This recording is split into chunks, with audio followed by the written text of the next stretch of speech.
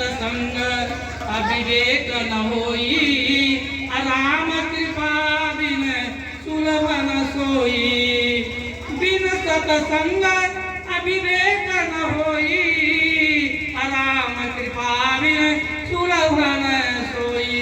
तो देखिए, जहाँ सत्संग है वो कुछ है, और जहाँ सत्संग नहीं है वहाँ पर कुछ मिलने वाला नहीं है।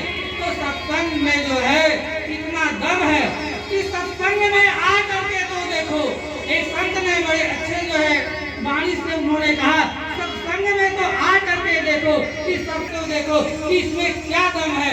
यदि बल्ब जलता है उससे प्रकाश मिलता है, उसी तरह से हमारे रामचरितमानस के ग्रंथ को जरा सा अपने छू करके हृदय से तो लगा करके देखो कि हमारे रामचरितमानस में जो है कितनी लाइट और कितनी जो है इसमें ऊर्जा भरी हुई है। तो कहने का हमारे भाव यही है कि आज इतना जो है परिश्रम करके हमारे बड़े भैया डॉक्टर मंगलालाल जी और जो है हमारे सीकेश जी और जितने लोग तस्वीर फोटो पर लगा हुआ है, सब लोगों ने क्यों प्रयत्न करके जो राम कथा का आयोजन किया। ये लोग को तो फर्स्ट क्लास ऑर्केस्ट्रा बना लेना चाहिए था, जहाँ की झूम बराबर झूम शराबी जो है होता और रुपए का तो बौछार हो जाता। लेकिन आज यहाँ पैसे का बौछार नहीं है। हम लोग तो हाथ जोड़ करके कहते हैं कि आप आ करके हमारे पंडाल में बैठ जाइए, आ करके हमारे पंडाल में बैठ जाइए, क्योंकि हमारे पंडाल में बैठेंगे तो आपको मैं जो है अन्न धन जन सुख शांति सब जो है मिल जाएगा। किससे मिल जाएगा? हमारे रामचरितमानस के ग्रंथ में जो गोस्वामी तुलसीदास बाबा ने लिखे हैं चौपाई, वो सारी चौपाई मंत्र है। एक भी मंत्र का एक भी स्वर यदि आपके दिमाग में यदि बैठ गया तो आपका कल्याण हो जाएगा।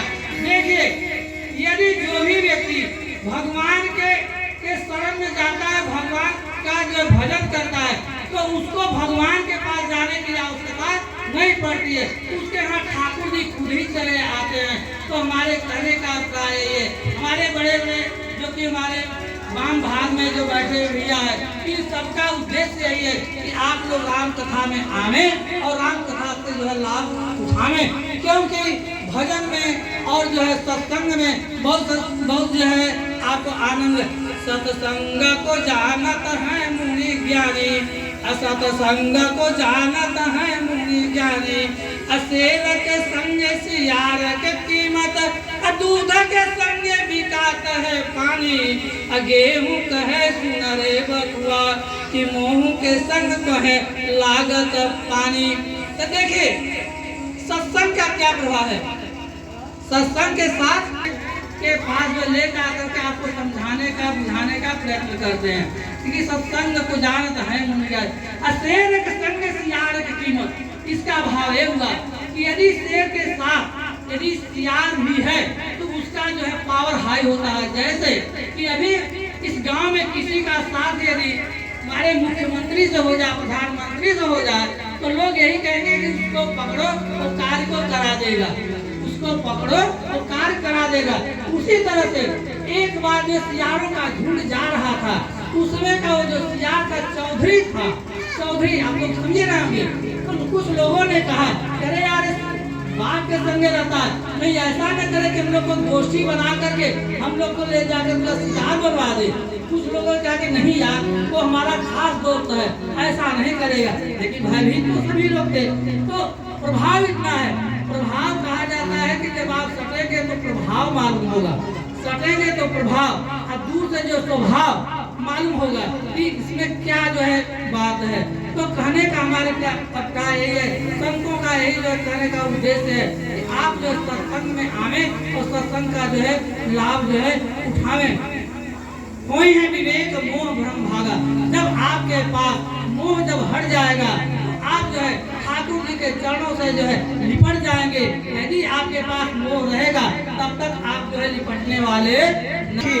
अवेद पुराण साधु सुर साखी, राम सदा सेवक, भगवान जो है सदैव जो है अपने प्रेमी भक्त का ही साथ सरदा दिया करते हैं, दूसरे का साथ नहीं देंगे साथ, लेकिन पहले भक्त की बात को सुनते हैं। कैसे सुनते हैं? देखिए, एक कवि ने बड़े अच्छे भाव से उन्होंने जो है बताने का प्रयत्न किया, और बहुत जो है ईर्ष्या उसको आप त्याग दीजिए। ईर्ष्यालु व्यक्ति जो है सिर्फ केवल एक दूसरे से देख के जलता रहता है।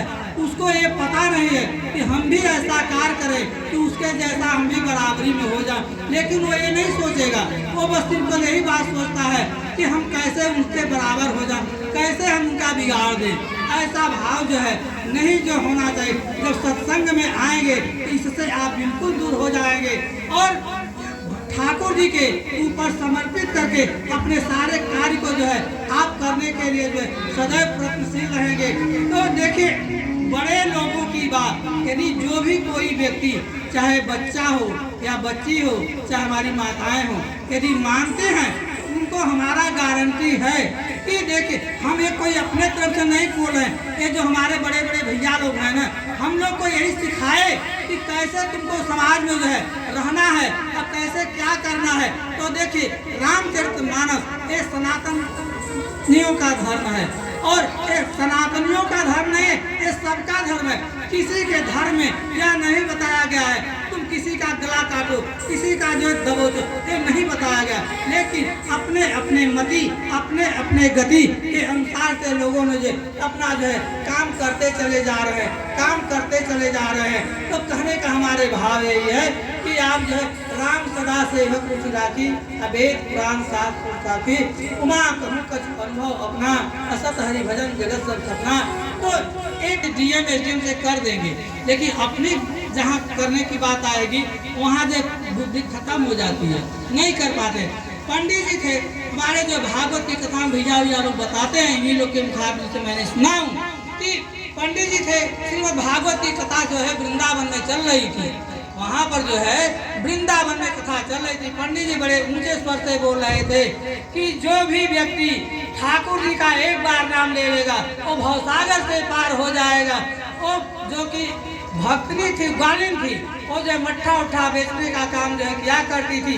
वो जो है अपना मट्ठा लेकर के वृंदावन से उस पार गोकुल में अपना जाया करती थी। बीच में जमुना जो है पड़ी हुई थी, वो जो है जाती थी 10 किलोमीटर दूर से, वहाँ पर जो है नैया चलती थी, नैया से पार करेगा वो भवसागर से पार हो जाएगा।